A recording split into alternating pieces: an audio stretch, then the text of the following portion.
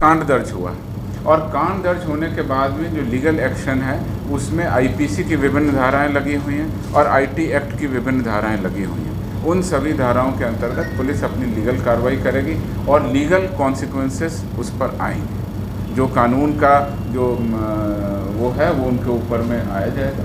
ऐसे चैनल को ब्लॉक करना, ऐसे चैनल को परमानेंटली डिलीट करने के लिए जो प्रक्रिया है उस प्रक्रिया पर भी पुलिस मुख्यालय विचार करेगा।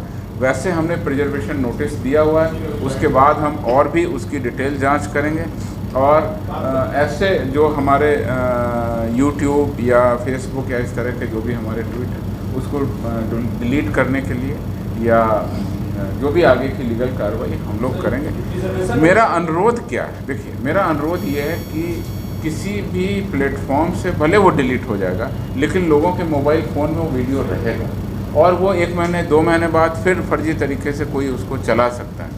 आप लोग जो प्रबुद्ध सभी चैनल, मीडिया और पत्रकार समूह से जुड़े हुए लोग हैं उन सबसे मेरा एक ही अनुरोध है कि सच की बुनियाद पर, तथ्यों के आधार पर और जो वेरीफाइड चीज़ें हैं उनके आधार पर न्यूज़ बनाएं, न्यूज़ चलाएं, न्यूज़ को प्रसारित करें। और मुझे ये बहुत खुशी हो रही है, मैं नाम नहीं लेना चाहूँगा, कि आपके समूह में से ही कई लोग हमको फ़ोन करके बताते हैं कि सर उस चैनल में ये न्यूज़ चल रही है, हमने अभी तक नहीं चलाई है, आप कृपया हमको बताएं इसमें तथ्य क्या।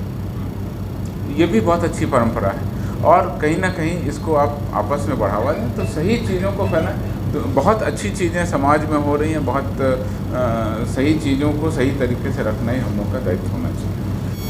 और किसी भी वीडियो को गलत प्रूफ करना और उसके बाद जो डैमेज हो गया और जो भय या जो तनाव का वातावरण या असमंजस का वातावरण लोगों के बीच फैल गया उसको दूर करने में बहुत समय लगता है। लेकिन अब तमिलनाडु पुलिस और बिहार पुलिस की जो प्रोएक्टिव एक्शन हुआ और सोशल मीडिया में जो आप लोगों ने सही हमारी सूचनाओं को समझ के उसको आगे प्रसारित किया, उससे एकदम से अब माहौल बिल्कुल ठीक हो गया जैसा आपको बताया। और सभी समुदाय के लोगों की आपसी समझ और आपसी सहयोग से यह त्यौहार शांतिपूर्ण संपन्न हुआ। इसमें राज्य की जनता बधाई की पात्र है। इसके साथ ही साथ शब बारात जैसा महत्वपूर्ण पर्व भी शांतिपूर्ण संपन्न हुआ।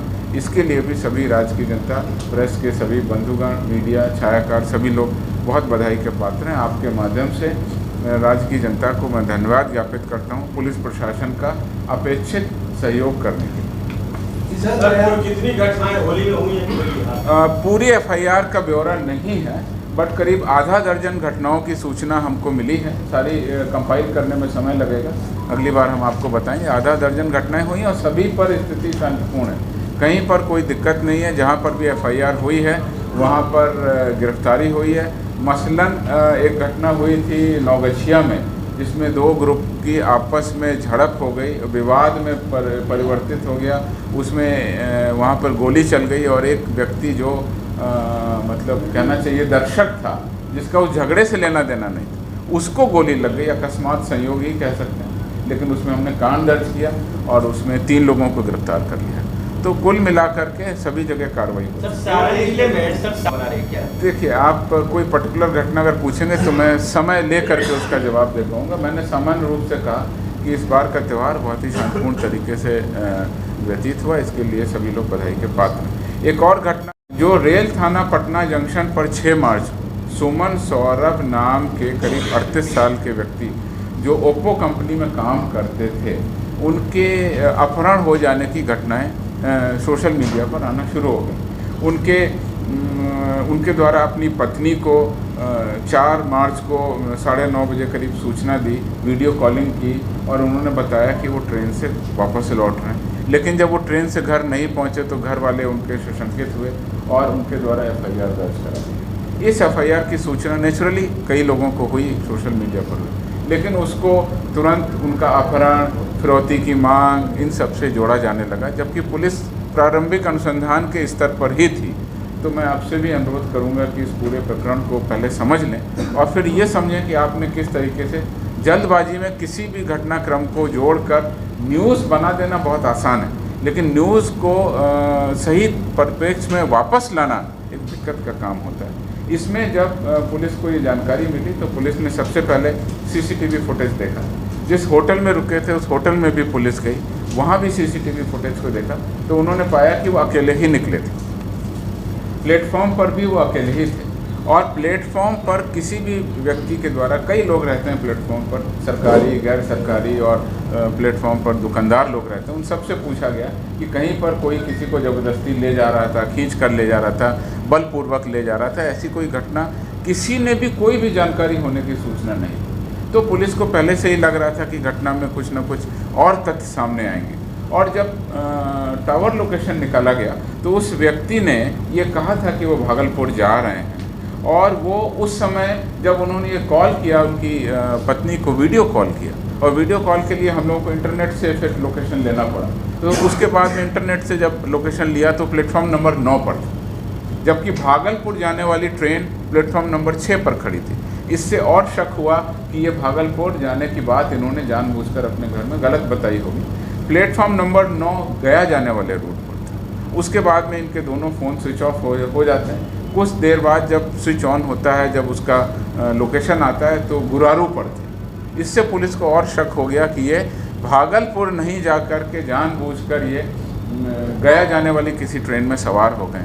अब आप उनके पीछे पुलिस, और चूँकि ट्रेन आगे निकल गई थी तो पुलिस की टीम बाई रोड गई और बाई व्हीकल गई, तो एक जिसे कह सकते हैं चेज़ हुआ ट्रेन और पुलिस की गाड़ी के बीच में। लगातार हम लोग लोकेशन ले रहे थे, बैक एंड पर एक टीम काम कर रही थी जो लगातार पुलिस की टीम को सूचना दे रही थी कि अब लोकेशन यहाँ पर आ गया, यहाँ पर आ गया। और इसके बाद में ये हम लोगों ने लगभग आइडेंटिफाई कर लिया कि अब ये किस ट्रेन में बैठे हैं और उस ट्रेन की जो लोकेशन थी और वो किस स्टेशन पर कहाँ रुकती है, किस स्टेशन पर पुलिस सर्च कर सकती है, उस हिसाब से फिर इनकी रिकवरी कर ली गई। सकुशल बरामद हो गए और जीआरपी आसनसोल बंगाल के सहयोग से इनको जब डिटेन कर लिया गया और उसके बाद में हम लोगों ने पुलिस अधीक्षक हावड़ा से भी संपर्क किया। आसनसोल में ट्रेन ज़्यादा रुकती थी तो ज़्यादा रुकने के हिसाब से वहाँ पर सघन चेकिंग की गई और उसके बाद इनको रिकवरी कर लिया गया। उनके द्वारा बताया गया कि वो घर से कुछ अनबन थी, इस कारण वो चले गए हैं। फिलहाल कोई विशेष बात प्रकाश में नहीं आई है। उनके वादी, कांड के वादी और उनके पत्नी के सामने उनके बयान को नोट करके उनको घर जाने दिया और इस प्रकार से इस घटनाक्रम का पटाक्षेप हुआ। कहने का आशय ये है कि जब भी कोई सूचना दर्ज हो तो उसके पीछे थोड़ा सा समय देकर के और सही तथ्यों को सामने लाते हुए कई मीडिया चैनल ने इसको दिखाया कि पुलिस पीछे कर रही है, लेकिन कुछ मीडिया चैनल में इसको फिरौती के अपहरण से जोड़कर देखा जाने लगा, जो कि शायद जल्दबाजी। व्हाट्सएप मैसेज जो आया वो क्या था? व्हाट्सएप में 25 लाख की जानकारी मांगी उसी के व्हाट्सएप पे मैसेज आया। यही मैं चीज़ कह रहा हूँ, उन सारे बिंदुओं की जांच हो रही है। उसने क्या मैसेज भेजे और किन परिस्थितियों में क्या मैसेज भेजे, उन सारी चीज़ों की हम जांच करके बता देंगे। वो खुद उसने भेजे, जो भी मैसेज भेजे उसने स्वयं भेजे और वो बरगलाने के लिए और आपसी जो पारिवारिक था उसकी वजह से जब वो खुद ये कह रहे थे कि मैं भागलपुर आने वाला हूँ और वो दूसरे प्लेटफॉर्म पर खड़े थे और गया जाने वाली ट्रेन पकड़ के चले गए, तो उससे मानसिक स्थिति का अंदाज़ा लगाया जा सकता है। कुल मिला के इस पूरे घटनाक्रम में पुलिस की बहुत सक्रिय भूमिका रही और लगातार रेल पुलिस पटना और बाकी आगे रेल पुलिस और जीआरपी हावड़ा और उनके साथ में और कुल मिला के पूरे रूट की जो चेकिंग करते हुए जो कार्रवाई की गई उससे